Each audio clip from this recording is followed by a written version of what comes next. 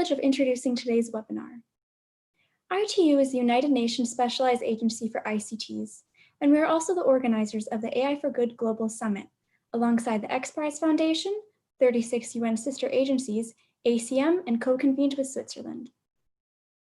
The goal of this summit is to identify practical applications of AI to advance the Sustainable Development Goals and scale the solutions for global impact. The AI Summit has gone digital this year with weekly online programming, allowing us to reach even more people all throughout 2020. We are very pleased today to host this webinar with AI for Africa on Cosmo-Ubuntu, machine learning and cognitive code switching. We have a distinguished set of panelists today, but like always, we are counting on you, the participants, to help really make this an engaging discussion. For this, we will be using the Q&A functionality, which you can find just left of center at the bottom of your screen, and we will also be using the chat functionality. When you're using the chat, please make sure to set the message recipients to all participants and panelists, not just all panelists. That way we can make sure, and you can make sure that everyone can see your message. Now, before we turn to our panel, I would like to ask everyone to try out the chat functionality and let us know where you're connecting from, which country or which city. So I will begin. I will open up the chat, set my message recipients to all panelists and attendees, and write Geneva, Switzerland. And then, okay, we have Jamaica. Make sure to send to all panelists and attendees. I see lots of just panelist entries. We have Kenya, Florida, Argentina, another one from Kenya, Philadelphia, Brazil. So we have people from all around the world, which is very exciting. So without further ado, I am very pleased to introduce today's facilitator, Dr. S. Emma Ray, who is an associate professor of dance at the University of California, Irvine, and a co-founder of AI for Africa. So over to you, S. Emma. Thank you, Ada, and good morning, good afternoon, and good evening, everyone. My name's S. Emma Ray, and I'm here in California today, and I'm delighted to finally be here. We are a group of people that are spread across Africa and the diaspora. And I'm just going to share with you a little bit of backstory that brings us here today to this panel on Cosmo-Ubuntu, machine translation and cognitive code switching. Before I do that, I do have some important thank yous to make. And the first would be to Amir Banafatemi, without whom none of this would have occurred. Amir is one of the people who is part of intrinsic to the X Prize, who work with ITU to deliver this annual conference in Geneva. Amir had invited me to the conference in 2019. I'd also like to thank Chris Akiwumi, without whom, again, none of this would have happened. Chris and I met at the conference in 2019, and it was really the combination of both of our energies and insight that led us towards building this coalition and this initiative. So greatest thanks, Chris. And I believe you're in London now. Chris Akiwumi was formerly the head of regulatory affairs for Microsoft across Africa and the Middle East. And I had the pleasure of meeting him at the conference. So conferences have many purposes. Meeting people is one of those. Today, I hope you'll get to meet each other as well as us. And so I'd just like to bring up the very first slide that shows a little bit about our vision for AI for Africa. And we are many people. And again, before I go further, I really do need to thank Ada and Reinhold at ITU, who have really shepherded us through this process. And we've had many calls and many emails and many conversations to facilitate today. So thank you very much. So we're a team that, as I said, come from all across the world. And we were due to be in Geneva presenting multiple panels convened by ITU. So I'm just going to share with you a little bit of the background of my experience in 2019 that was part of really extending my energy, my vigor into building this coalition. So if you would just share the next video.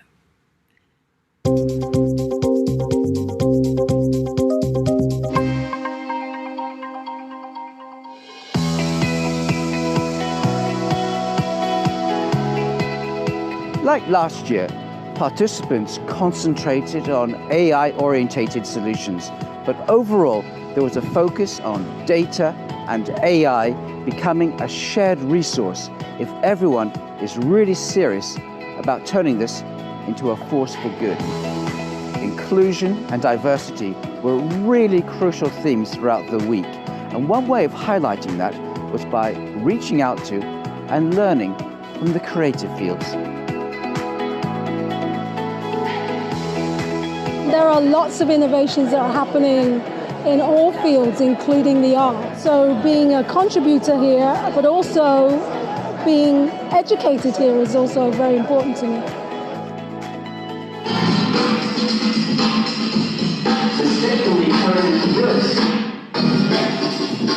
AI is right now the catchphrase where everybody's trying to attach himself to it, and we have to examine it really carefully, and I think art helps us to do this. It calibrates our perception.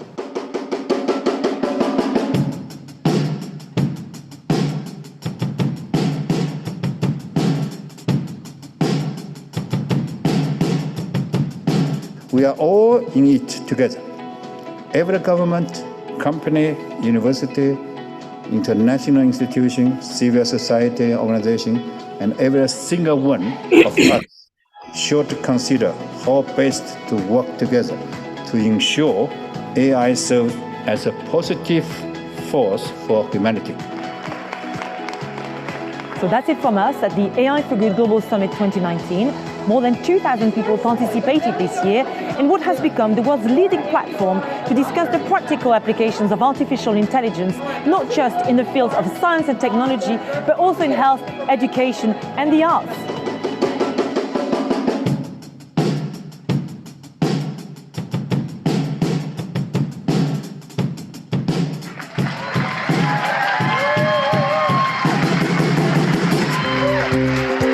There you have it.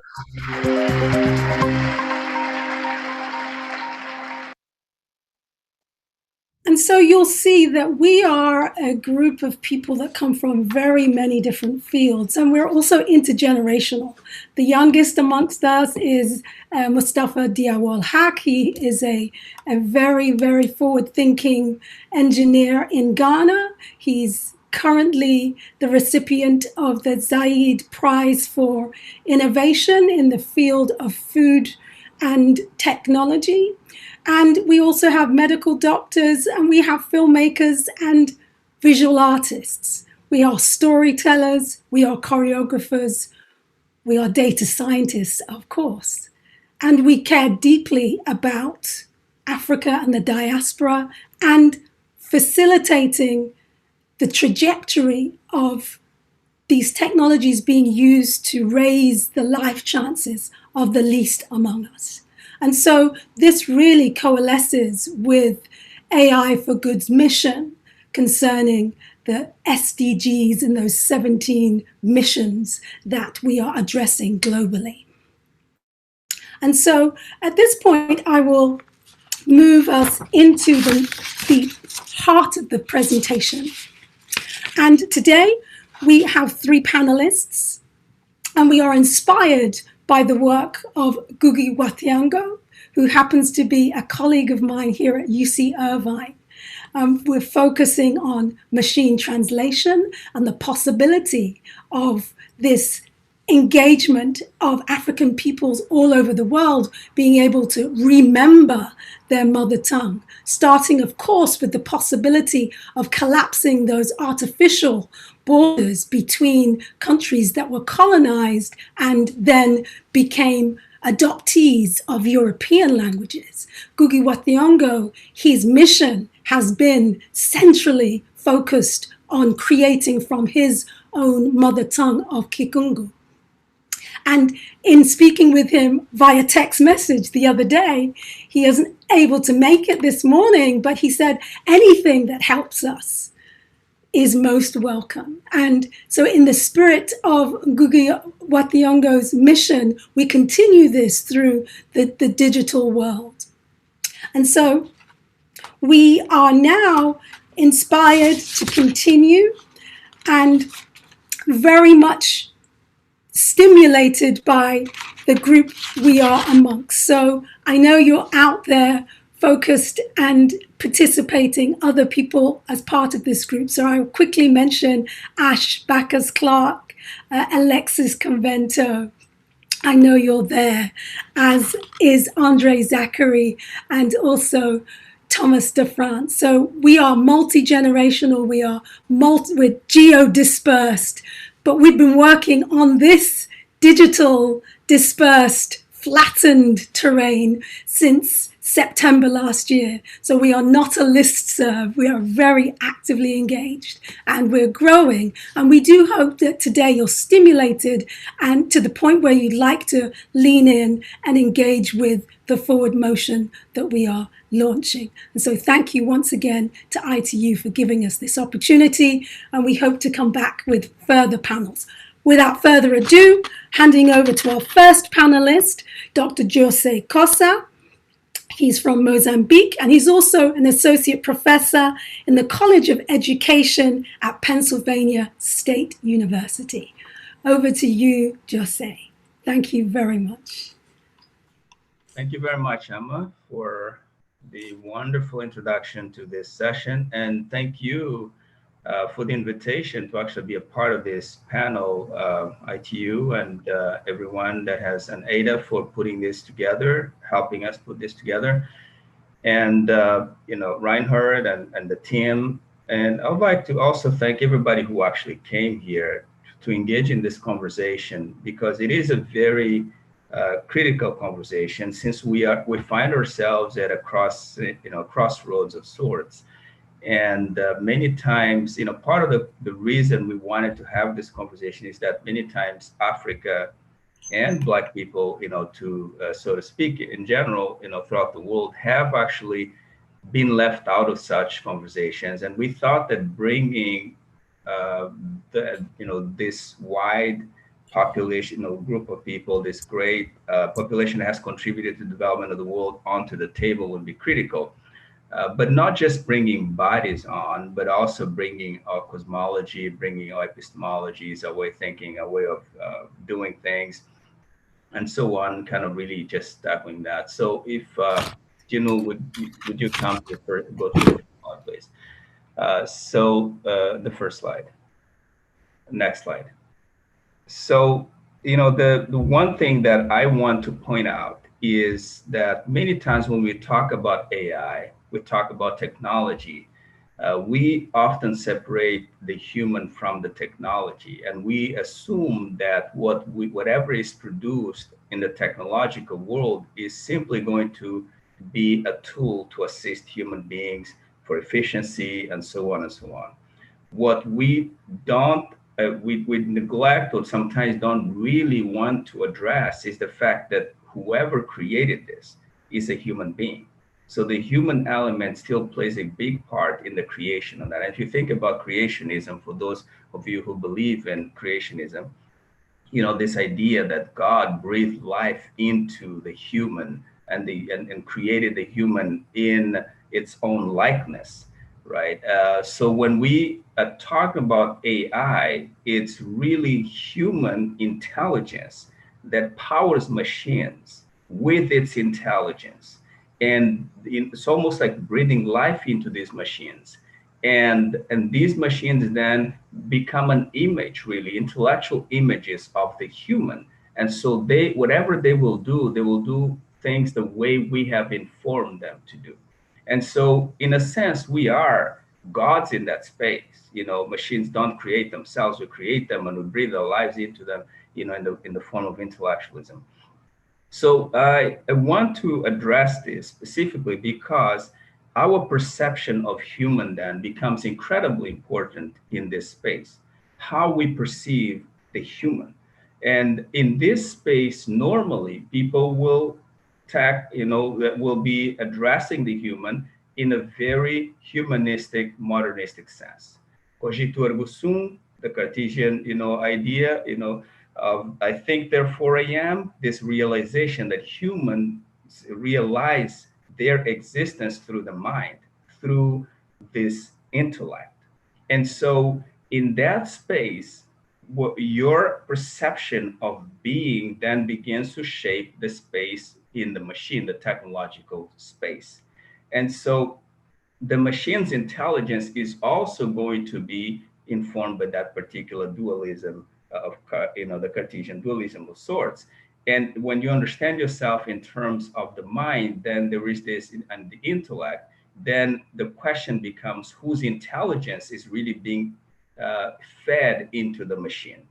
And with the human intelligence, the perception of human being, I think, therefore I am, then you are informing that machine with that particular perception. And then what it does is, and we've seen some of these examples, is that machine carries also your bias, it carries your perception of the world, and it carries your perception of people outside of your own community.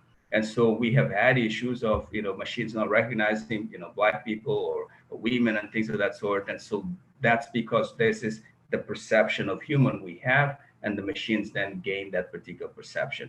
And we can elaborate more on this later, but let's move on to the next slide, please. So we want to present a different understanding of human here, which is really a way of looking back and drawing from our past while informing the present and moving forward. Now, in African time, there is really no past, present, and future in the same way of the linear way that the modernity kind of world and Western world looks at it. So the song of a bird is a really good representation of that, because sun talks about returning and call to go and to look, seek. So Sankofa is really to go back to find the information that we have actually either misplaced, lost, or has been denied us, and go back to this ancestral wisdom and bring it with us. And so the little egg you see on the bird is this hope for the future, that there is, we are carrying this wisdom with us to the future. And since we are in a very technological kind of a cross lines, AI being one of the new, kids on the block, we need to address this. We need to bring this sort of wisdom onto to the stage. And so since we address the cogito ergo sum, I think therefore I am being the dominant perception of the human that really informs a lot of our technology and so on, and has caused a lot of issues precisely because it doesn't really include those other cosmologies and epistemologies outside of modernity. So then we want to bring on, shine some light onto Ubuntu. So Ubuntu means literally, the motto is, umuntu ngumuntu ngabantu. A person is a person through, unto, because, and some say with other persons. And that is a perception, almost like whenever you're looking at fellow human beings, you're looking at this person, this individual that you call self. And so this is different from, I think, therefore I am, the realization of existence through the mind. So when you think of communities, you think of human in that particular sense, then you're going to be able to inform machines and technology in that same way. And in this perception, as we still will see later, we'll talk about it later, is that all humans really are Bantu. Can we move on to the next slide, please? So, because personhood is not, in this sense, it's not an imposed universalism. So what happened is, if you look at that map, this is Vasco da Gama's, the Portuguese, explorer just trying to find his way to India, and comes to Southern Africa. And the story goes that, part of the explorer's trajectory was to go to India, but they ended up in the so-called Southern African area. And so they, encounter people there, and they ask them, so who are you? And the answer is Bantu. And Bantu, the answer really was people. We are people, like you are people. And so the European, with the Cartesian dualism, with the cogito ergo sum, sort of realization, and the three, tenets of modernity that it carried, which is this personal individuation, the cultural rationalization, and the structural differentiation, the hierarchies that are embedded in that. They said, oh, so you are the Bantu people. And when you look at history books and everything that has been written since then, is the people of that region alone were considered Bantu. But what that particular perception was of human was, we are human as you are human. So move on to the next slide, please. So there's no sense of, the imposed universalism in that context. There's no sense of exclusionary, there's no better humans and then the other humans. We are all human in the same way. So if you think of that in terms of informing machines about that through that sort of understanding of human, then you would have less of an issue with differentiation, that these machines would be informed with the ability of viewing humans in the same way everywhere, because we are human. And so you would have less of racist, issues and gender differentiation and ethnic sorts of issues. So we need to begin to embed this in the conversations very early, because what has happened really is historically is that, through modernity and modernization cycle, what I call a modernization cycle is that you have invention. You come through the cogito ergo sum idea, you inventing, and you inventing in the sense that the individual is inventing this. And the individual is inventing this because the individual has their own personal individual kinds of interests. And so because they're also living in a cultural differentiation of sorts, they also see elitism there as an important component, that we have to be different. Definitely, we can rationalize the reason machines are going to, or our inventions are not going to serve all peoples. They're going to serve some people better than others, of course, because we are different people, right? And so it's okay to do that. This was the rationale of colonialism too, the cultural differentiation, that the rationalization of culture, and so then creating the structures around it and saying, yes, we can differentiate structures because we need to sustain, all structures have to work together so they complement, so that they can, we can have this. And so all of that stuff is just really, it's part of this, it really springs from that very foundation of cogito ergo sum. And it has been, fed into this modernization cycle of we invent, from that perception without thinking about the human from the Ubuntu perception of sorts. And so we're thinking only in the way of the humanist, Western humanism sort of thing, which is the individual and so on. And so we invent, and whatever we invent is okay. It can do harm to other people because those are other. It is us versus they, Cartesian dualism, so we can damage the earth, the planet, and other, because those things are not really a part of who we are. We are separate from that. And so going to Africa and dumping, all sorts of toxics was okay. Colonizing peoples was okay. So we can create machines to help us do that, and without regarding necessarily what's, totally disregarding what's happening on the continent and so on. So, and we continue to see this cycle, and then we move on to remediation, which is this part of, now the ethics conversation. Now we have to begin to develop some sort of ethics so that they can guide us, through this. And this ethical argument is still built within that very same modernistic standpoint. It's not outside of it. So the ethics are simply remediation of all those things, and they're very much incommensurate with Ubuntu. They don't match, and so the ones who didn't participate in this whole conversation, they can participate in the ethics conversation, because that's a whole different framework. And then we move on to complacency, because we've done our part, and now we feel good about ourselves, and let's move on to the next thing.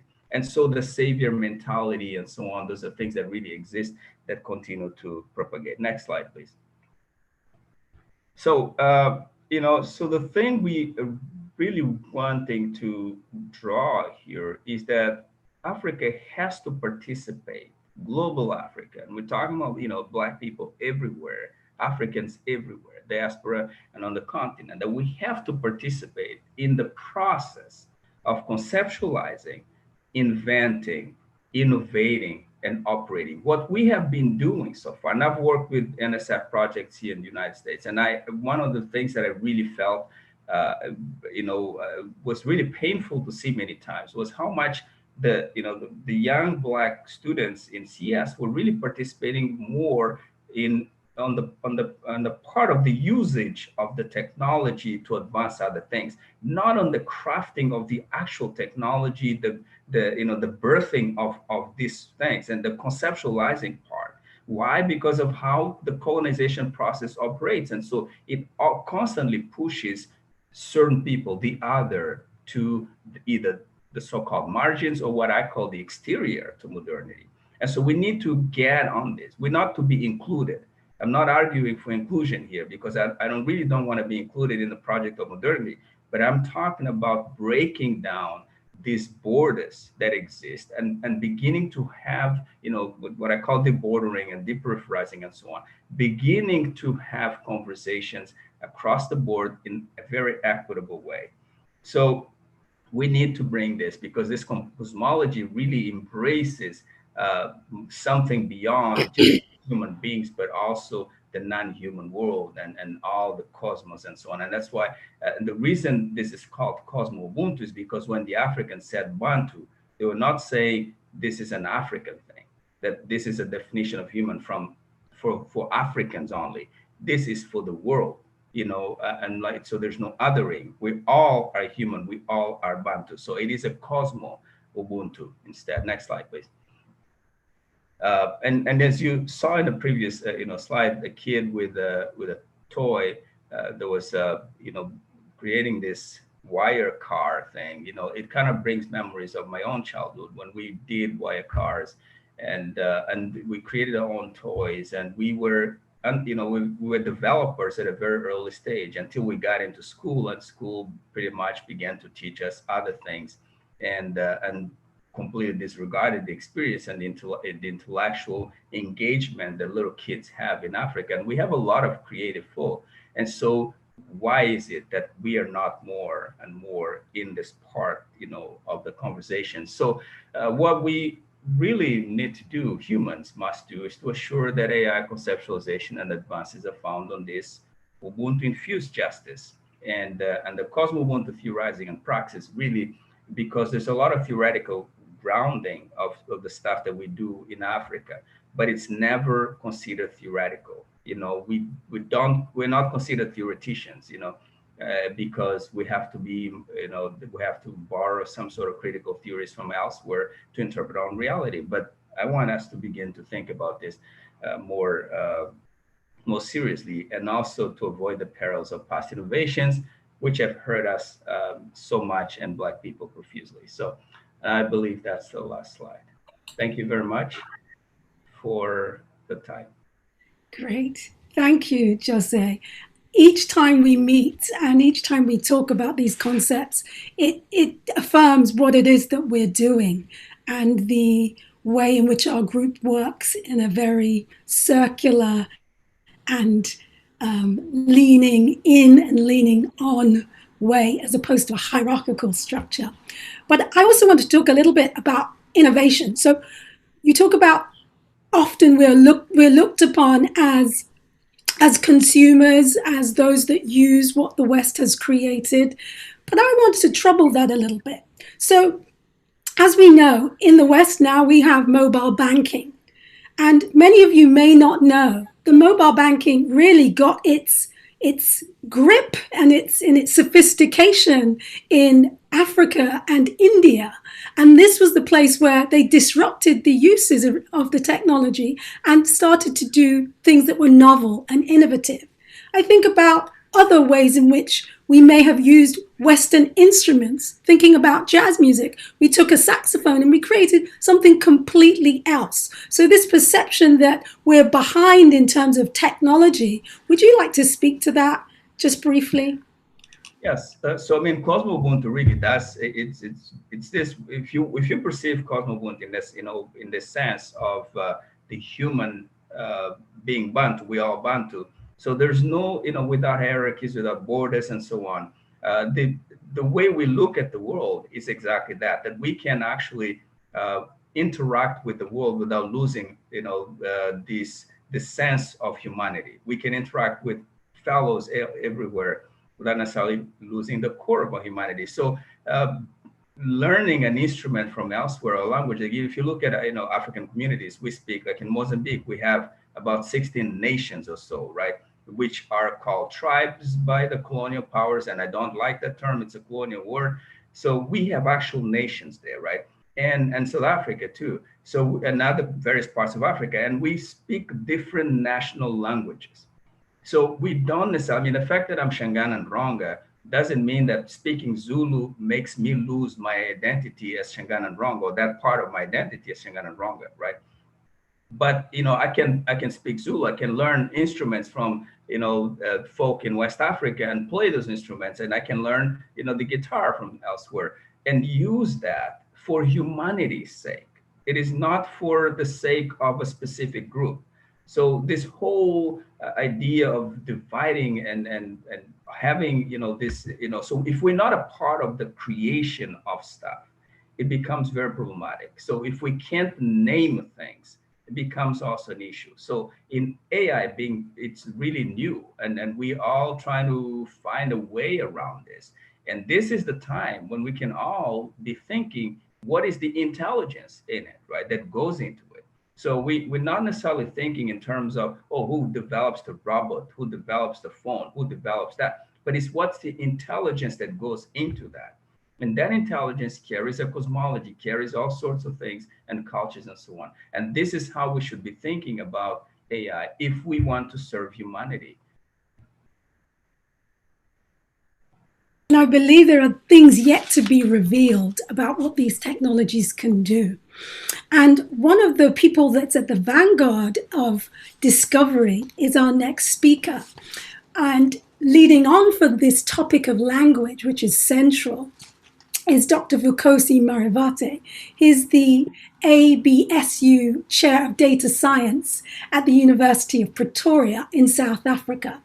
Vukosi comes to us through our network, which extended through reaching and looking to make a very diverse and inclusive conversation.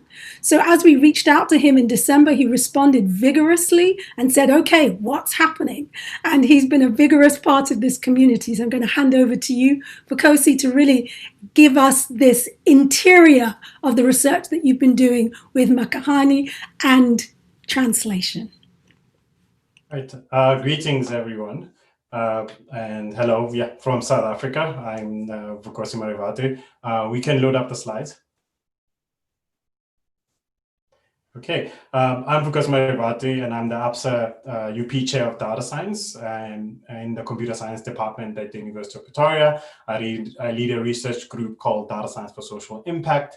And today, really, I want to talk through a journey of what brought us to Masakhane, which is a project that I'm one of the chief investigators on there. And just for trivia, I myself also am Tsonga, so I am connected in some ways to Jose in Mozambique. As per such, my father is Tsonga in my family in terms of my paternal side on that part. Next slide, please. So normally when I give these talks, let's actually set up some of the basics so that we can actually understand each other. We talk about things, but we don't really understand some of the kind of foundations that allow us to really engage. So one of the things with emerging technologies is that text and language is a very rich interface to share information and also interact with machines.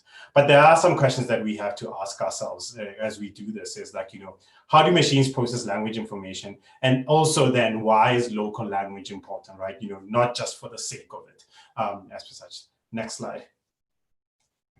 So to do this, first we need to understand kind of artificial intelligence, machine learning, and natural language processing.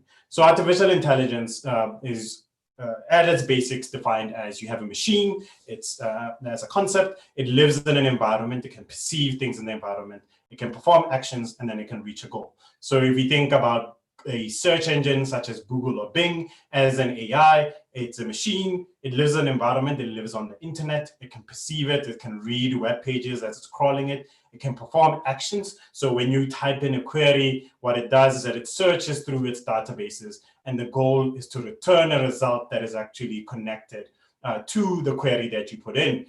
Sometimes we tend to think about this from a robot or robotics, where you have a machine being the robot. It lives in an environment. Let's say it's in your house. It's a vacuum cleaning robot. It can perform actions. It can move around, and then from moving around, it then can clean. And the goal is to keep your house clean.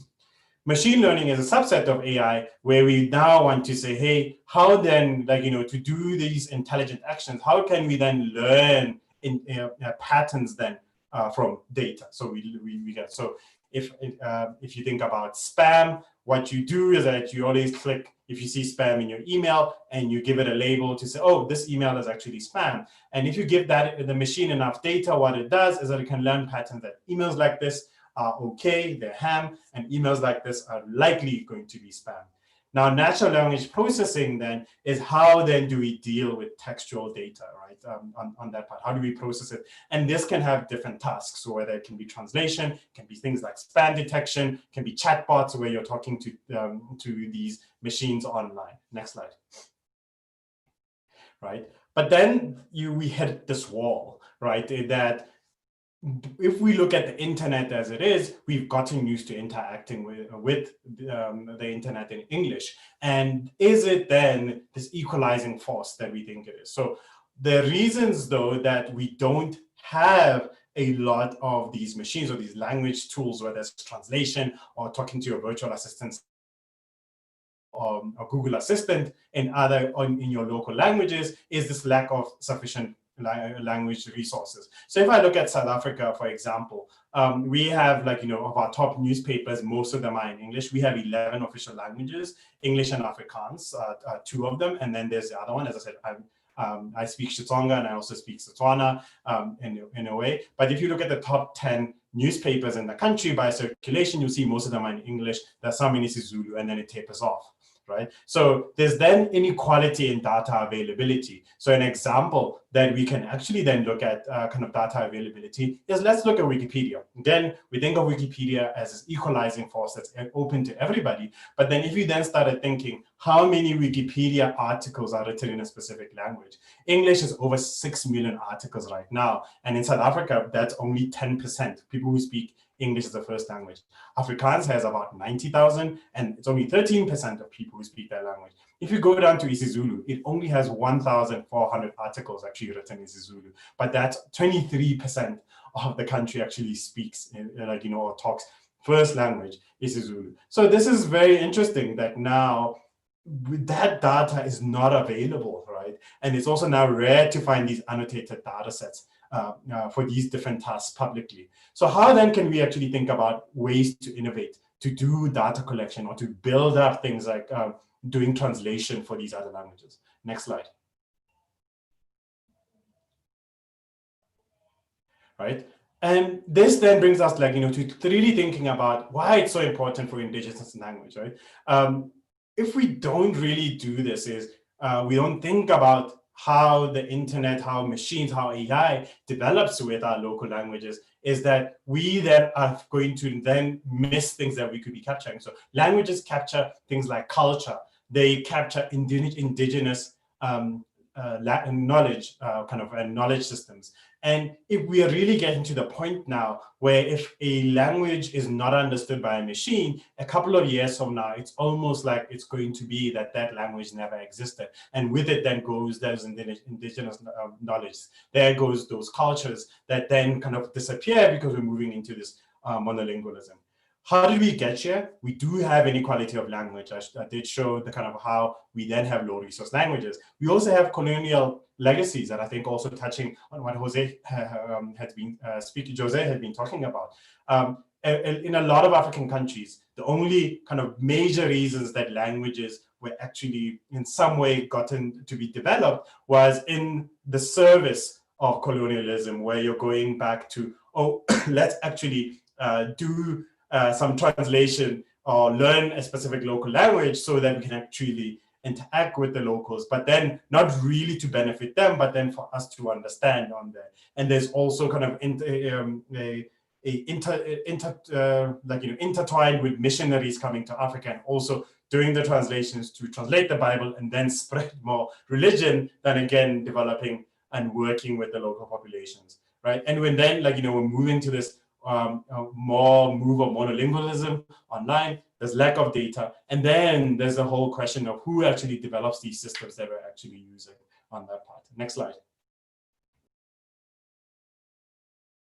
Right? And it's very important when we think about the data, because for any machine learning kind of system, you need to give it training data so that you can build a model. And then this model is the thing that you use. So even if you're using things like Google Translate or Amazon Translate, they have been given loads of initial data, and then you push it through into an algorithm, it pops out a model, and then you can use that service. But there is that question, where is this data? Next slide, please.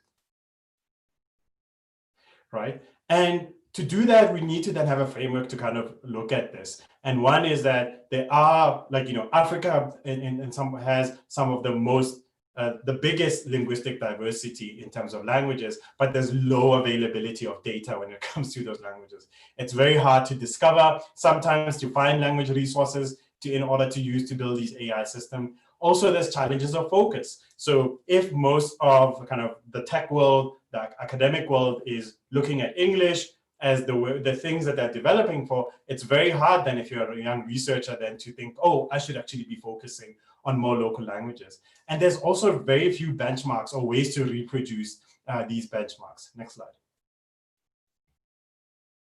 Right? And this is where Masakhane comes in, and it builds also on this concept of Ubuntu, that a person is a person because of others. Masakhane means let's actually build each other in isiZulu. And it's a research effort which started initially with doing machine translation, so going from one language to another across the African continent.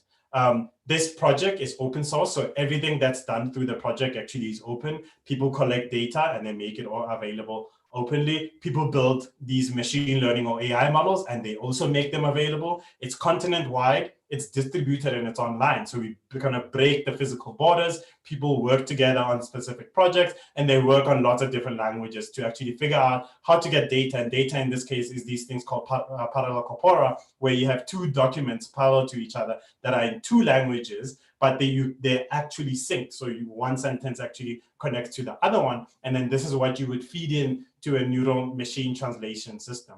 The people who are on kind of at the moment on this project, there's a big contingent from Southern Africa, but then you can see on the map there across the whole African continent, you have people who are all the way from secondary school up to PhD, who in terms of who is there in terms of the highest level of education and their occupation. You have linguists, software engineers, people like data scientists, researchers, and even current students that are on there, because the project is in this way where you can go and see how people are building these things and then be able to easily join. Next slide. Right. The reach at the moment is massive. We've had over 144 participants in this project, from 17 African countries, and they come, as I said, from this diverse background. And it's very important for that. If these systems that are being built for Africans by Africans, they also then are going to bring in that care to understand what specific challenges actually mean and how to get over them. We've had people spending weekends with people in the community who are then writing down folk tales in their language or translating them and then making these available. As again, I said, you're capturing these indigenous knowledge, you're capturing these concepts of culture that then we build into these AI kind of systems. And as of February 2020, we now had over 35 translation results for over 29 different African languages, right? And then these are loads of contributors who are making this available online on these repositories. So you can go to the Masakhane.io website to go see what's actually going in the project. And now there's a second part of the project. As I said, the initial focus was on machine translation, so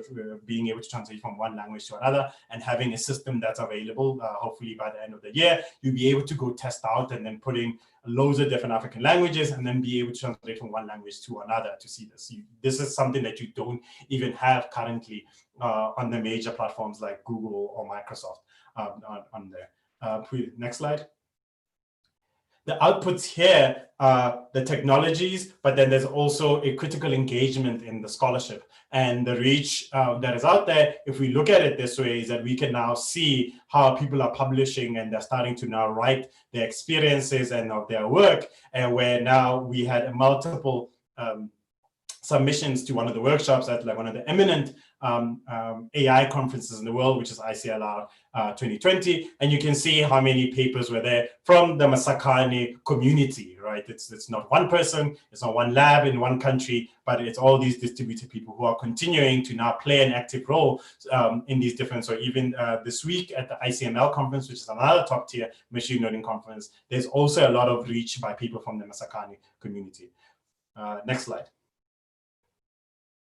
Right. So how do we move forward? We need to get people to understand, and that's one of the reasons I really joined onto this project. And then also, I'm very happy to speak at this webinar for people to understand what actually means, to have an active AI community on the African continent that's building tools that is directed to Africans. We need to collate and annotate data, and you can always reach out to the Masakhane community and see ways that you can also donate data that you might have. And we also need to expand practice and skill in the community. So people in the Masakhane project, they work together, they build skill together. We also have the Deep Learning Indaba, which is the largest grassroots machine learning or AI program in the world that was actually built on the African continent. And these kind of different systems like Data Science Africa, Data Science Nigeria, they're all working together and interfacing with each other to build this community. Next slide, which I think should be my last slide. Right. So thank you for the time this evening. I really look forward to engaging also with the questions and trying to answer some of them. But there is a lot that is going on. And yeah, if you do want to get in touch, there are my contact details. So thank you. Great, fantastic. It's so fascinating. And the ways that this can ripple out into the diaspora are also enormous, since we have also created new languages in the Caribbean and in South America, these hybrids, which people would like to call pidgin, but in fact they do have their own grammatical indexical structures that can denote them as languages. But I'm going to speak to the possibility, the dream of the farmer in Rwanda, or the Farmers Association in Rwanda, and the Farmers Association in Kenya, in this critical moment where there is need for direct innovation and sharing of information that can ultimately save lives.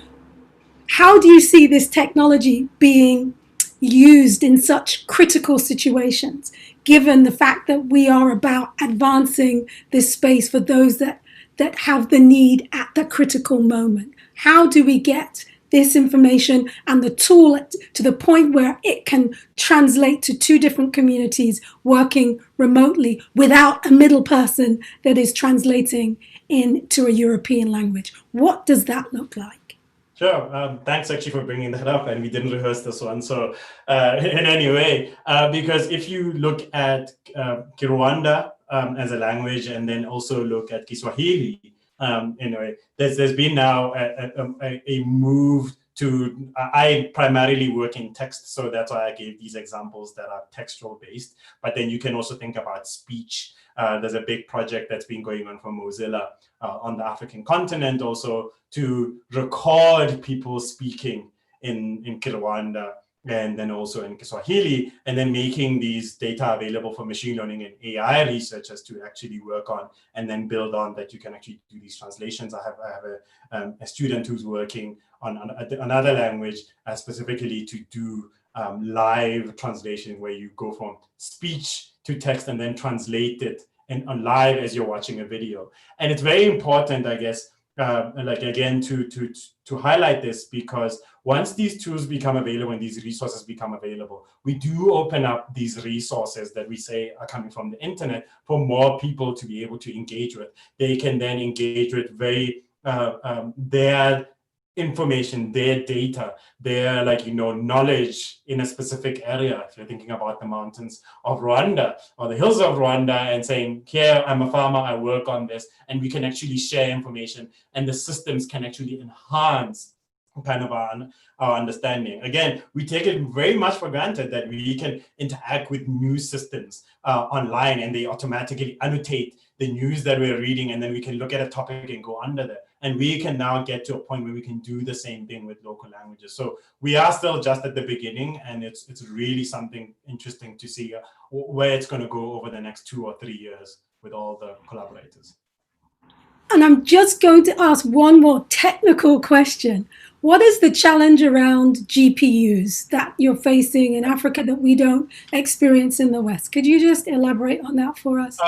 Yeah, so this is a technical requirement that if you're training systems today, is you need graphical processing units. So these things that in the past we used to connect them to games and getting good visuals and all those things. But then to train very big deep learning models, you need GPU access on that part. And there are ways that we're trying to look at actually reducing this. So sure, I might have the resources to build servers for my research group at my university, but other people in different parts, even of South Africa or the African continent, there's very prohibitively expensive because you could be looking at even entry-level good ones for natural language processing being tens of thousands of dollars. But the arrival, I think, of cloud-based systems where we have a lot of support from people like Google Research, who are then giving us access to cloud infrastructure that we can then use, but then that requires that you have good internet.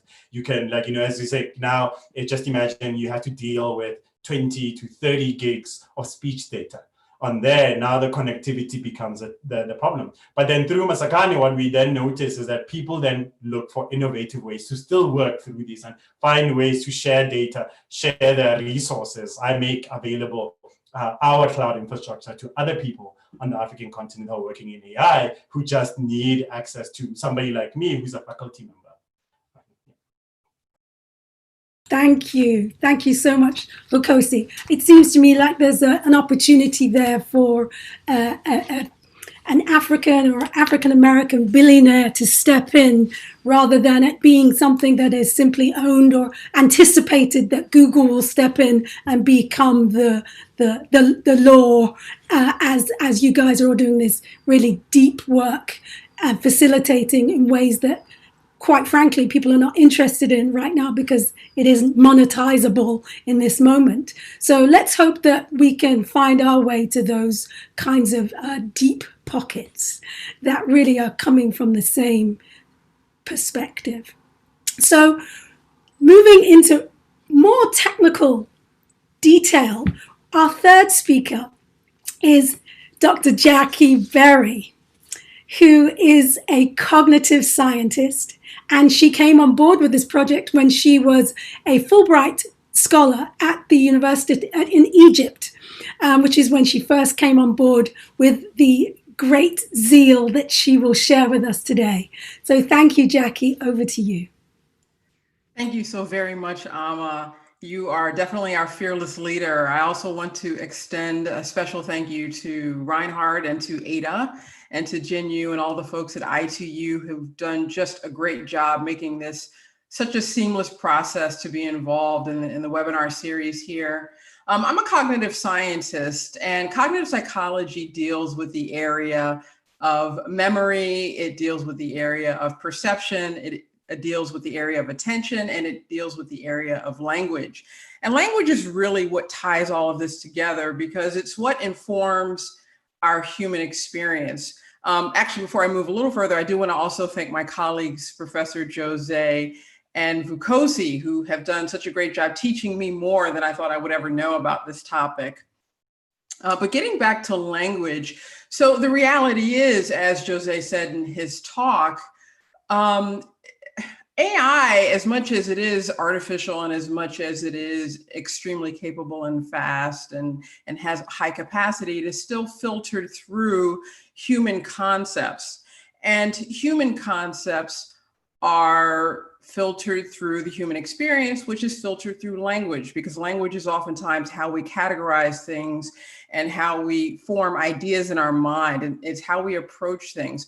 So we can't really look at AI without looking at the human experience, and we can't really look at the human experience without looking at language. And language is key because some scholars even argue that that's actually what is part of what makes us human beings. So every creature on Earth is given one gift that will help them survive.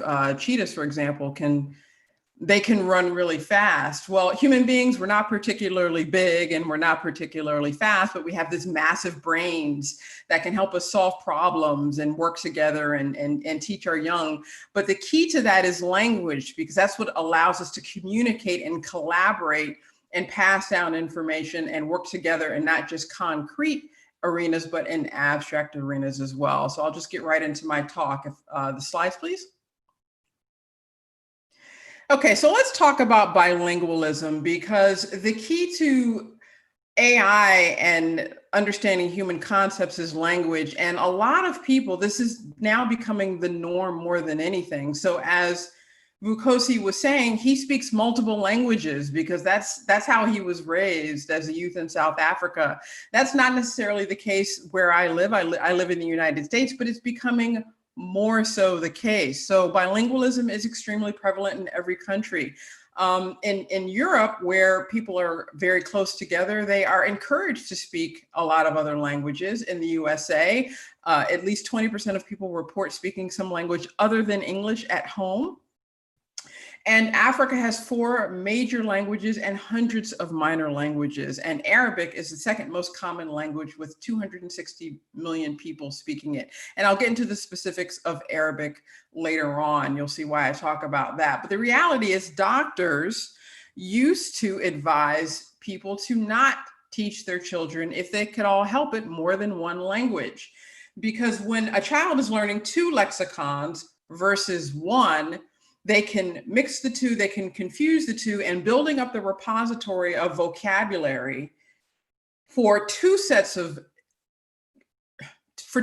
words, for 2 separate stores of information can take more time. So the child will actually look as though they are developmentally behind relative to their monolingual peers. That's not necessarily the case, because on the other side of that is the ability to have different concepts in different languages. There are words in some languages that don't appear in other languages.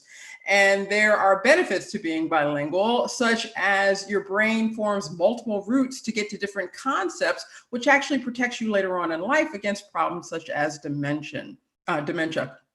So during normal conversation, people who are multilingual will often alternate between 2 or more languages that are understood by participants in the conversation.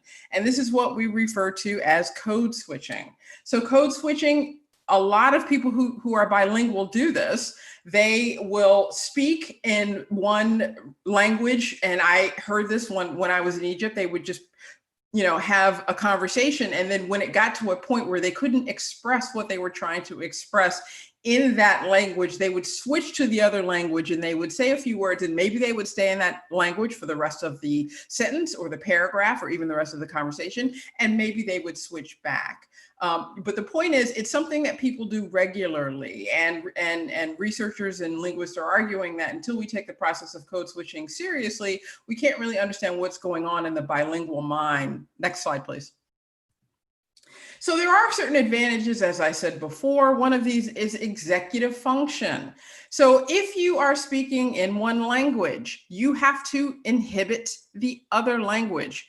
The brain is going to, because it takes a lot to generate a thought, translate that into actions, send that to the motor part of the brain, and then I'm simplifying the process, but then turn that into output called speech, and then form the correct mouth movements and control your breath and so on and so forth. But at the end of the day, it's one or the other. So your brain is stopping one language from being activated while it is using the other language. Another advantage to being bilingual is attention. So if we look at processes such as visual search, and various other aspects of attention that we study in cognitive psychology, bilingual people can tune out irrelevant information much better than monolingual people. There's also something called task switching, which is costly. And I'll get into the idea of switching later on in my talk when I talk about switching between devices and interfaces, but just switching between basic tasks. And we all think we're multitasking and switching all the time. And we are, but you're not doing multiple tasks at a time. You're switching between the two very, very rapidly, and that's a direct cost. So when I switch from one task to another, there's a startup, there's a slowdown, meaning that the momentum is lost from the previous task, and it takes me time to get into the groove of doing the next task. So I do the next task immediately after a switch, a little bit slower than the previous task. But more importantly, there's also a global cost. And the global cost is that there's kind of like an overhead in managing multiple tasks. So if you just have one task that you're worried about, you can do that task really, really well, and you can just pound away at it as quickly as you can. But when you have two tasks, you're juggling. And the overhead of having these two separate task sets that may or may not have different response sets and different stimuli, don't want to get too technical here, but the point is even repeating a task when you have two takes longer than just having one task to worry about. So bilingual people tend to be extremely flexible. I'm using the term bilingual pretty copiously, but the reality is anyone who speaks multiple languages, like my colleague Vukosi. Some people speak 3, 4, 5, and 6 languages, and that is wonderful for them. Whether you speak multiple languages and are a polyglot, or whether you are bilingual, the reality is your mental flexibility is much better than your monolingual counterparts. There are some disadvantages in terms of speech production. It takes a little bit of that startup, and that's that startup, right? Which language am I speaking in? Which code am I using? And there's a brief dip in the consistency of the conversation while people switch from one code to the other. Another disadvantage is thinking about one's own cognitive performance. That's called metacognitive processing, as well as trying to discern speech if you are in a noisy environment. So people who are speaking just one language, they have a lot of practice at understanding, and a lot of speech comprehension is categorical perception. We won't get into the details of that right now, but you get really good at understanding the phonemes specific to your language when you practice just one language. So if you have an imperfect environment, let's say there's a lot of traffic, there's a lot of noise, you can better discern the speech in that environment than someone who's bilingual and is trying to discern speech from, let's say, another language. So production of speech can be slower and more prone to errors. And I would just like to add to that, with the masks that we are using with this COVID-19, I've noticed that definitely is a problem when people are trying to communicate. People are used to using the cues of looking at people's lips. And also the mask kind of filters out some of the more nuanced sounds. So that's another example. Wearing a mask, as we are required to today in a lot of places here in the United States, wearing a mask is an example of an imperfect listening environment. Next slide, please. So code switching and dysglossia. Dysglossia is when you have two or more varieties of a language in a particular speaking environment or in a community. So code switching is going back and forth. And when you have languages that, let's say, you use for more than one purpose, for example, that would be dysglossia. In Arabic, most Arabic countries use modern standard Arabic, which is also referred to as literary Arabic, for all formal communications, for all media, and for all for anything where they need to communicate cross country or cross dialect. But within their own countries, they actually tend to have, when I say they, I mean Arabic speaking countries for whom that's the dominant language, their own spoken Arabic, colloquial Arabic. So in Egypt, for example, they speak Amaya. That's the colloquial spoken form of Arabic. There's a different form spoken in Morocco. There's a different form spoken in Lebanon, and so on and so forth. So there's lots of different versions of spoken Arabic, depending on the location where you are. However, all of these countries are unified in terms of the literary Arabic that they use for formal communications. So there's a separate verbal dialect and a separate written communication dialect. So the interesting thing about code switching is you can't necessarily witness all of the effects of what is happening when someone's code switching in a dysglossic situation. So if someone's searching for a word, or let's say someone has to get triggered into the correct context for what they should be, for what language they should be using. For example, a lot of my colleagues use English primarily for science and for academic type conversations. And so the trigger context for them there is, okay, I'm speaking about science, which is primarily done in English, and so that automatically triggers them that they should be using English. They might have a different trigger for using their native language that they speak. But the reality is things are happening under the surface that we can't see when people are code switching in multiple language environments. Next slide, please. So let's talk about dysglossia and technology. As I said before, Amaya is the language that Egyptian Arabic speakers use for colloquial verbal communication. But interestingly, when a lot of technology was developed and started coming to the fore in the 1990s, it was developed in an English-only environment. It was developed in such a way that it did not support Arabic script.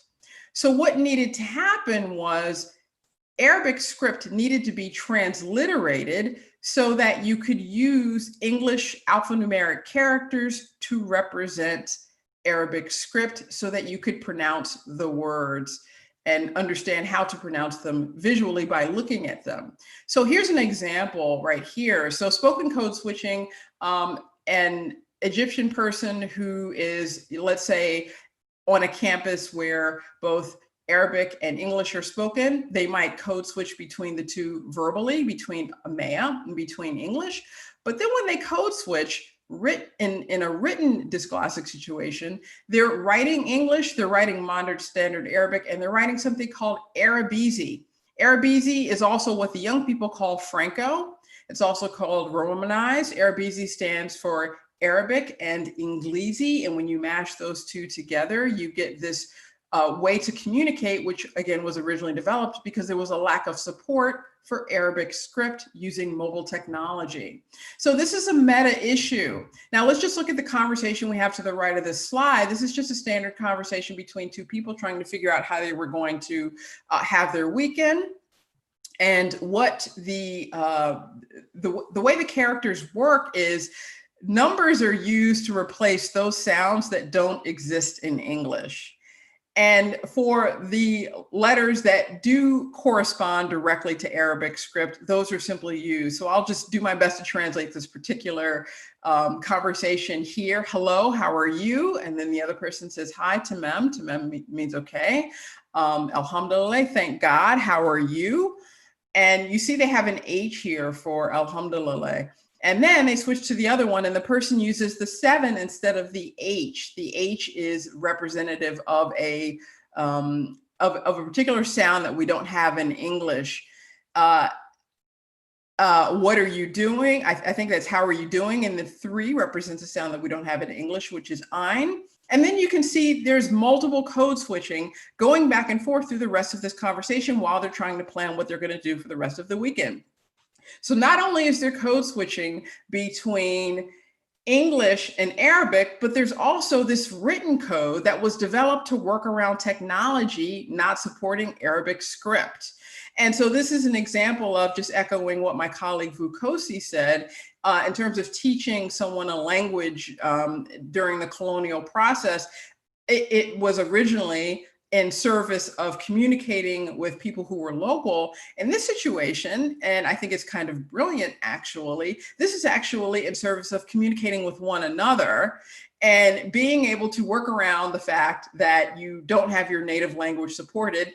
And the beauty of it is it's still continuing. So the keyboard that I use today, the mobile phone that I use today, they all have Arabic script. I used it when I was in Egypt. But at the end of the day, the young people and most of my college students that I dealt with would use this format to communicate in all of their text messaging. So I think it's brilliant. So cognitive code switching is a meta issue that informs how any technology used for AI, all the way from the interfaces to the data sets are interpreted and used. I also study TET-lag. That's what I was in Egypt to study, which is the brief performance dip caused by switching between two well-learned interfaces to complete the same or similar tasks. So just to give you a bit of background on that, next slide, please. Okay, so TET-lag is a slowdown. So we talk about task switching. There is a brief local cost when you start up a new task after switching over from an old task. We're talking a few hundred milliseconds, but of course this adds up over time. TET-lag is you're actually doing the same task. You're not switching tasks, but you are switching the mode in which you're doing that task. So for example, if I were to try to dial a telephone number on my cell phone, the keypad would be differently laid out than if I were to try to withdraw money from an ATM machine, or if I were to try to use a calculator, for example. This also affects things like piloting when controls are located in different directions and you are temporarily flummoxed when you're trying to switch which one you're dealing with. Surgeons who perform laparoscopic surgery have to often use the mirror image of the camera that is inside the patient's body. So they're actually performing the surgery upside down. And according to some research, all of the devices that we have, as many as 3.2 per person, we switch as much as 20 times per hour. That's just an incredible amount of switching. And it doesn't even include all of the switching that we do between applications and programs. I could pick up my phone and I might be on my phone for 1 hour, but I could switch between WhatsApp. I could switch between Facebook. I could switch between the texting app. I could switch between Gmail and so on and so forth. So we're constantly switching between ways of completing the same tasks, such as writing an email. And then of course there is QWERTY versus Dvorak keyboards. Some people are very wedded to the keyboard that they like, the one that's their preference, and trying to switch back to a different version of a keyboard. Again, this is the same task. They're still typing, but trying to switch to the different interface of the other keyboard can cause a problem. So this is all TET-lag. So TET-lag is basically the physical embodiment of code switching, where there's a verbal kind of startup costs when you're trying to produce language as a bilingual person, and you might be a little bit slower. I apologize, I don't have actual numbers on that, but just might be a little bit slower at producing speeches. The same thing with TET-lag. When you're interacting with a different interface, you're going to be a little bit slower when you're switching to that next interface. So it's the physical embodiment of code switching. Next slide, please. Okay, so just to wrap up my part of this conversation, and I'm really excited to get into some of the Q&A. The purpose of this part of the talk is really trying to get into how language ties everything together. Not only does language govern how we interact with one another and govern how we interact with our environments, because we use it to collaborate, to live in this world and to do things like build houses and build cars, but it also acts as a mediator for how we interact with technology. So language is the framework for how we do everything from type text messages to determine how we label every interaction that we have. I can't think of a good example off the top of my head, so I'm just going to go into the natural language processing and machine learning applications. One of the things that we can do is we can computationally model interface switching. And this is such a very new topic. 10 years ago, it didn't matter because everyone didn't have a device that they were switching between writing emails on, sending text messages on, and calling home, and so on and so forth. So with computational modeling, we can actually look at some of that. So there's evidence for retroactive interference and for facilitation. We also need to account for dysglossic speech. So as I said, I've overheard so many conversations where people would be speaking one language, and because they didn't have the proper concept in their native language or in some other language, they had to switch to the other language. They had to code switch mid-conversation. Speech recognition should account for that because people are constantly doing it, particularly in professional environments. Computational modeling of how bilingualism affects interacting with technology. So if you have two separate frameworks for how you are conceptualizing the world, because again, language is how we're conceptualizing the world. This is what gives us the categories. This is what informs our interactions. Then how does that affect how you are interacting with the technology in front of you? And also a discovery of trigger context. So as I said before, when I interact with my colleagues in a scientific and academic context, they usually are already primed, so to speak, to be speaking English because that's the language that they use primarily. What context is going to trigger them to switch back to their native language? So that is the end of my portion, and I want to thank everyone so much for listening, and I hope you enjoyed it, and I'm really looking forward to the question and answers, and I'm going to pass it back to Amma.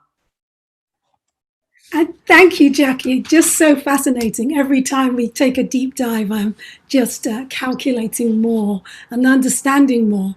And the last time we spoke, we actually did enter into a new space when I talked about the fact that using these interfaces, these different interfaces, we're actually using our bodies, and we're having to use our bodies in new and different ways. And this makes me think about the point in time where we will not have physical devices, where technology will be embedded into the environment in a whole different set of ways, or the possibility of that.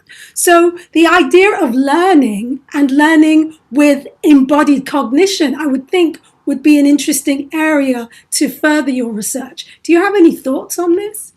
I think it would be an interesting area. And you're right, we're going to get to a point, particularly, I think, with wearable technology, where it's just the bodies interacting with the technology. But one thing that I think that's important is, again, language informs so much how we structure the technology, that we have to make sure that we have fair and uncolonialized ways of informing the AI, because the AI is going to inform us. And so we can't lose any of the languages that we have. I also want to say that when you look at some things like African dance, and you look at different movement patterns, you're a dancer, Amma, so you can appreciate this. When I look at some of the traditional dances from cultures all over the world and some of the similarities that they have with one another and some of the differences, I think that's another way to translate culture into an artificial intelligence context. Absolutely. I think there's so much to be extended there, and ways for us to be thinking about the future actually of the languages that are being generated to what we're doing now, power the devices, but movement encoding, working with language. There's a part of the brain called the Broca's area of the brain that's both responsible for creative movement and language, and interacting through a articulate body. And what does that articulate body look like? And this is a space that, again, using other modalities, that we can imagine that the technology can be in a completely other space than it currently is now. So yes.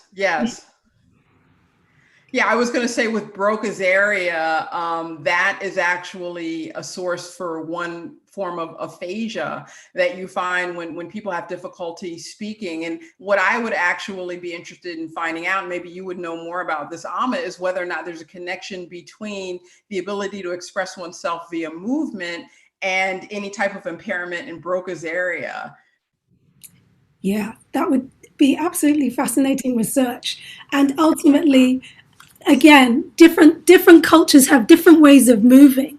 and being informed by that. What's the impairment? How does that impact people from different cultures in terms of communication skills?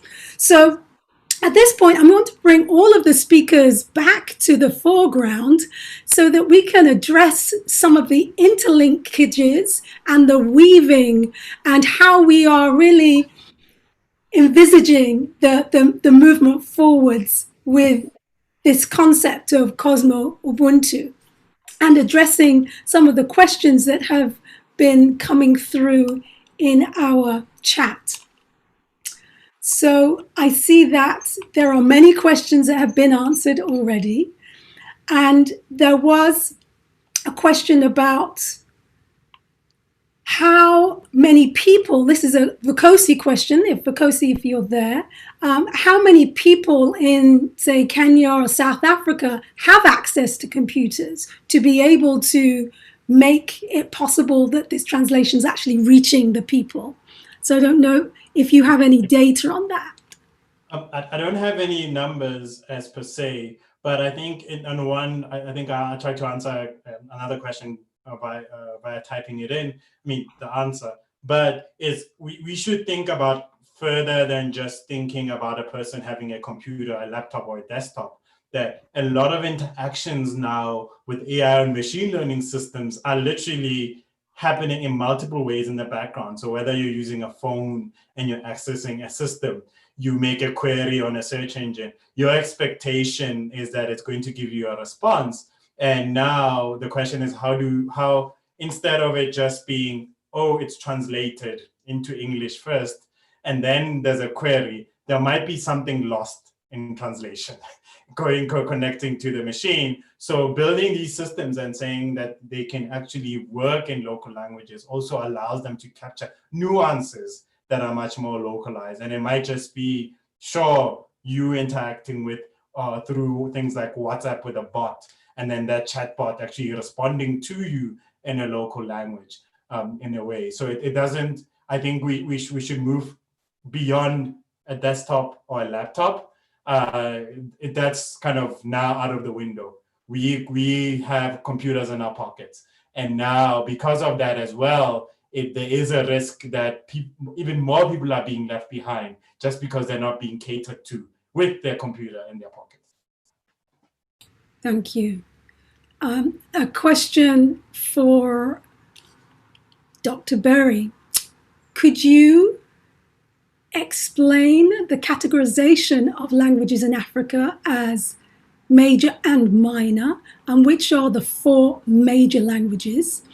Also, since AI is basically premised on code switching and code identification, how do we harmonize the intelligent processes to simulcast languages without categorizing them and therefore creating a focal bias? So how do we avoid the stacking up of languages if we're actually thinking Ubuntu? How do we avoid that without passing through the node of English? Thank you very much. I think that's a fantastic question. So to answer the first one, I believe the 4 major languages are French, English, Portuguese, and Arabic. And then there are a lot of minor languages, hundreds. And I think Vukosi could probably speak to that because he speaks a lot about the local languages in his area. As far as how to switch from one, that is the idea of a node, right? So the idea of a language node, and you know, we get into this a lot when we look at priming and some of the issues related around language. Perhaps that is not something that we want to do. So in other words, there are some concepts that are going to be represented in some languages that are not represented in other languages. And there are simply not going to be a direct translation. So the idea of filtering it through an English node, that's absolutely right. We don't want to filter it through an English node, right? We want it to stand as a concept in and of itself without having that mediating point through which we proceed. Now, sometimes obviously that's necessary. If you use English to conduct your science and your academic work, then you might need to translate it into that way. But, you know, as much as possible, I think we should be striving for having the language stand on its own merit. And if there are concepts that it's conveying that simply don't exist in another language, then so be it, and work around the translation for it. Great. And I would also, I'm coming to you, Jose, I would also add that this is an opportunity for language research, because there are people that were called Jalis, the storytellers, the people that traditionally carried history and concepts that are quote unquote ancient, but talk about technologies that we don't yet know about. There was a civilization called Egypt and other parts of Africa where we still don't understand how those structures were built. There were technologies that we don't yet have a hold on. So there's some unearthing and some creativity. I think that the people that have deep, traditional, if you will, indigenous knowledge can be tapped into. And this again is opening that circle beyond that which we know in the academic space. Jose, I'm going to hand over to you, and then Vukosi. Yes, and I want to add to to this conversation on language that Jackie's point about the nodes. There's also another component of it, and part of what Masakhane is doing too. But it's the component of language. When we think about major and minor, that's the dichotomizing. That's exactly the Cartesian stuff we're trying to challenge here. And also, we don't categorize. We shouldn't be categorizing languages in that way, because when you think, for instance, in Mozambique, we say we are Portuguese-speaking people, right? Portuguese is the language that's if you think about majority language, be like Portuguese, that's a major language, right? Because that's what the government adopted as the only official language after independence. Now, what I know, even conversing with my own friends, I know that we don't speak Portuguese well. We struggle with the language. So we know the code language, the colonial code language, but we don't think in that way. So, to say that that's the majority language, the French, the English and whatever, that's a problem, because, and it is what literature tells us, and Jackie's totally accurate. This is what we're going to see when we type what is a majority language. But Africans actually speak their native language more. So but those are not tabulated. They're not, categorized in the same way, because we're very fluid in our speaking language. What we see in the literature, because linguistics is also colonial, discipline, like many other disciplines are, is the language code. So I don't think in Portuguese most of the times. So I have to, cognitively, I do speak, I have Shangan in the background and Xizhong in the background of my language, and I have to translate that into this other code. So yes, this is an argument. We need to get deeper into this issue of language, because it is a very colonial statement to say Lusophone, Francophone, and all those things, because it continues to be taking up the space of Africa and categorizing it in the way that the colonial powers wanted us to categorize. So yes, anyway, so we can, there's many languages that are much widely spoken in Africa that need to become those. And we don't even, the fact is we don't care which one is the majority, and we shouldn't care which one is the majority or minority. They're languages for communication, for human communication. Anyway, yeah. Thank you. Vukosi, do you have anything to add to that? I think there's been also some questions on like what happens with having another language like English as being the in-between point where you go from one language to another. You have to pass through English or pass through French or pass through Portuguese or whatever. But that's not necessarily like going to be for the medium to long term. What's happening right now in terms of the infrastructure that is being built up in the deep learning space or natural language processing is we're building these multilingual models. So with multilingual models, connecting to what Jose was saying, you can now say, we know that the languages in the Southern African area developed next to each other and with each other. Now, how can we exploit that knowledge? How can we now build systems that can do translation, that can do annotation, that can do like entity recognition, even question answering for Sepedi, but with Xitsonga in there, like, you know, with a lot of, like, you know, other Sepedi, I mean, Tswana, Sesotho, all those things can be built into this one model, but then that interaction at the end of the day is just Sepedi to Sepedi or something like that. That is the thing that's currently where we're pushing, because even with such kind of adjustments, it then doesn't require that the one language has a major resources. It's now when you put all these small pieces together that you now come up with a representation that is richer in the core, and then can be used across these languages. And it's not necessarily going to be something that's Anglophone or like, you know, Francophone. It will actually now be very much localized. Wonderful, thank you. There's a question for Jose.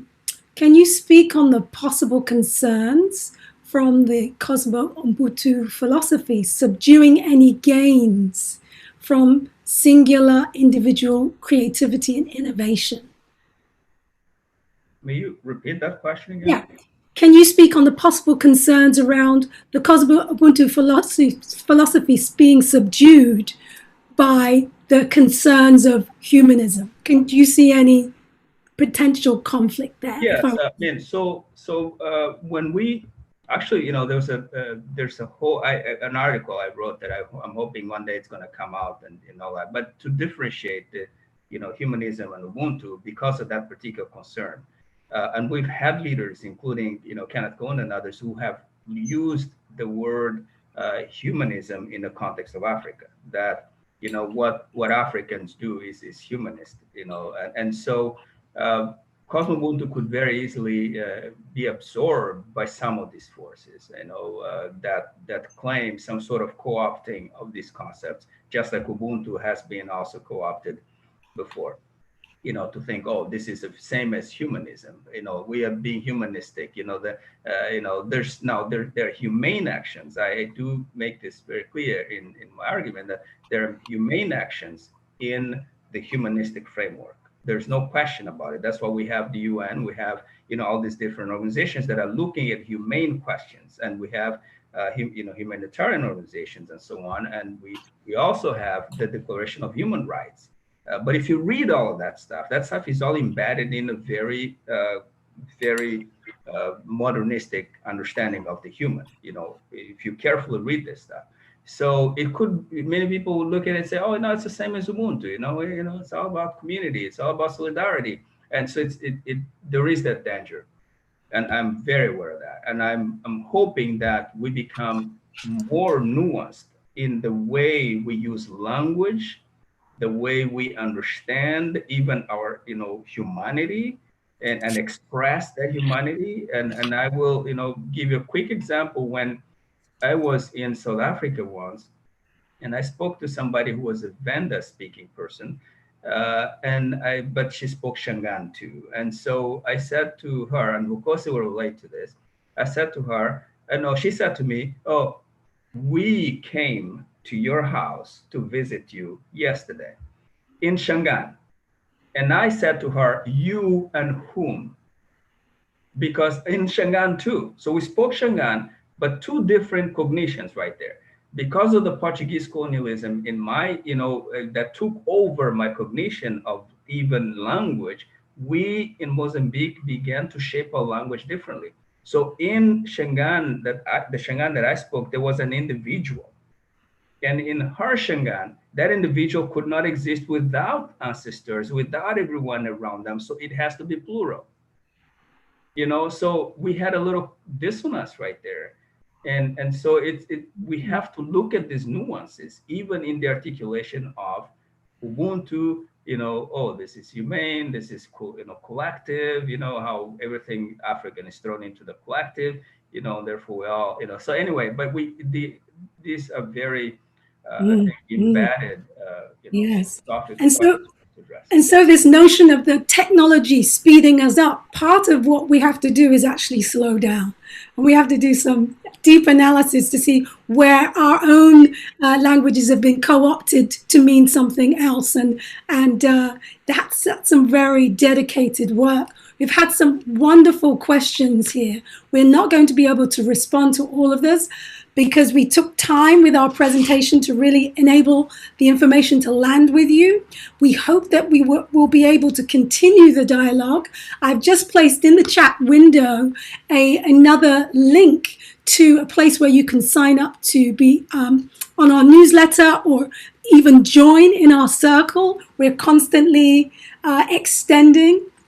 And I just see the other presenters have just left me on my own. I'm feeling very alone, not very Ubuntu right now. But that's to say, you're all in the background. I know you're there. Greatest thanks to Femi Omeri, the Right Honourable, who's been responding to questions along with Tawanda Chabikwa. I'd also like to say that the artwork that you saw behind Jackie Berry during her presentation was the work of Nana Opoku. He is our artist, or one of our artists, a visual artist that's really embedded in the digital space. And were we at the conference in the physical sense, you would have seen his work exhibited. We are many artists, as you have heard, and we are many thinkers. And I'm thankful that many of you are here. Kishore Rogers, we're entrepreneurs. Fumi Awira, a professor of law. And we are many in very different places. So please do share your information with us, and we will collate all of the questions and we will dedicate ourselves to responding. If you have any other new ideas about partnerships, we are here, and we're looking forward to a further presentation with ITU, with AI for Good in the fall. I hope that we will be able to connect with you further on our other panels that we have been preparing. But it's been such a laborious space, and I'm thanking you all again for really working with us as we have developed this process. So thank you, and have a wonderful evening. Good morning to those of you in California that are having coffee, and have a nice lunch, those of you on the East Coast, and those of you in Kenya, have a wonderful evening. Bye for now. Thank you very much, Esama, Vukosi, Jose, Jackie, Tawanda, and Femi, and everybody involved. It was a really excellent discussion. I think there was a lot going on in the chat and the Q&A, and I think a lot was learned and very enriching. Also, I'd like to thank all of the participants for making it so engaging, for asking all these great questions and wanting to learn more and contribute your own insights. But now, before we wrap up, I would like to highlight a few things that may be of interest to you in the AI for Good program. Tomorrow, the 16th of July at 5:30 p.m. Geneva time is the launch of the Global Data Pledge with the X Prize Foundation. And then next week on Thursday and Friday, we will have the latest installments of the Global Dialogue on Esports, as well as the next Innovation Factory pitching session. We are posting the links to these events in the chat, and you can always find out more on our website at aiforgood.itu.int.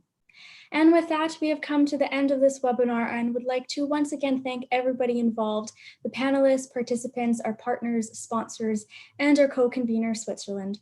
Thank you very much for attending, and we hope to see you tomorrow.